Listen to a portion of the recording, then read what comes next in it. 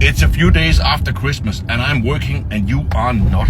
Listen, I got the villa, I got the cars, I got the money, I got millions invested. I got everything I wanted. And here I am after Christmas working. Meanwhile, people who can barely pay their bills are sitting on the couch saying, you know what, I start January 1st.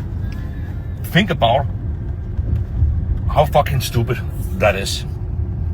You know you need to change something. You know you are not where you want to be. You know deep down you need to get fucking serious, but you can't start today.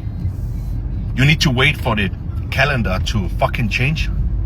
What the fuck does January 1st have that today doesn't? Nothing. You know what?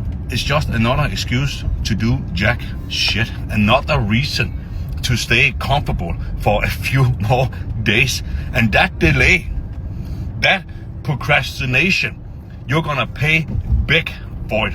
Most of you aren't even prepared to even try. I already know that. Most of you will watch this and think, yeah, okay, maybe Philip with the Richard Mille and the nice cars and millions invested, maybe he's fucking right. And then go back to the goddamn leftovers.